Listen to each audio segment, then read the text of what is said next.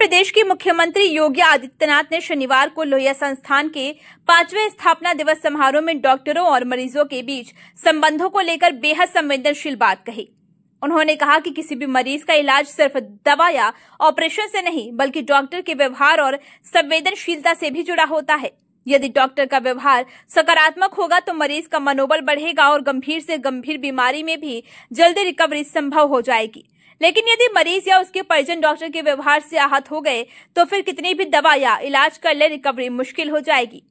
योगी ने कहा कि जब मरीज की हालत सुधरती नहीं है तो अक्सर इसे अलग अलग नाम दे दिया जाता है।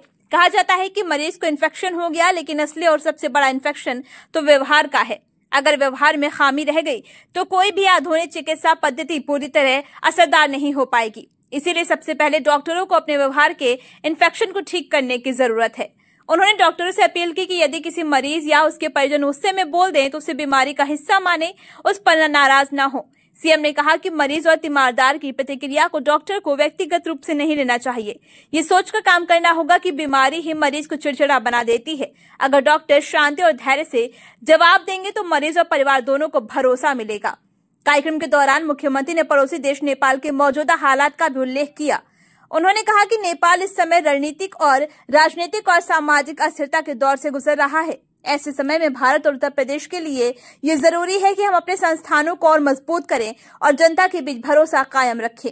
योगी आदित्यनाथ ने डॉक्टरों से कहा कि वे सिर्फ चिकित्सा सेवाएं देने वाले पेशेवर न बने बल्कि मरीजों के लिए संवेदनशील साथी की भूमिका भी निभाएं।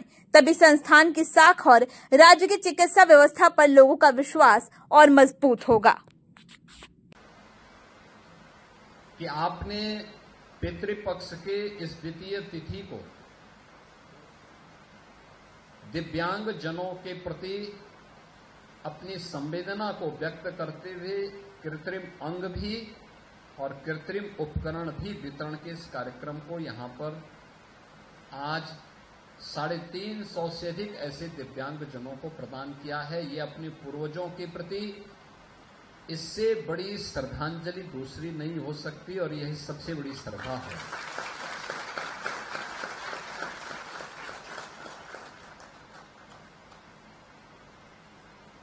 ये ईश्वर की सर्वश्रेष्ठ सेवा भी है, क्योंकि हर मनुष्य के मन में हर उसकी अंदर भी एक आत्मा निवास करती जो ईश्वर की कृति है और उसका सम्मान अवश्य होना चाहिए। किन्हीं कारणों से अगर उसके सामने दिव्यांगता की स्थिति आई है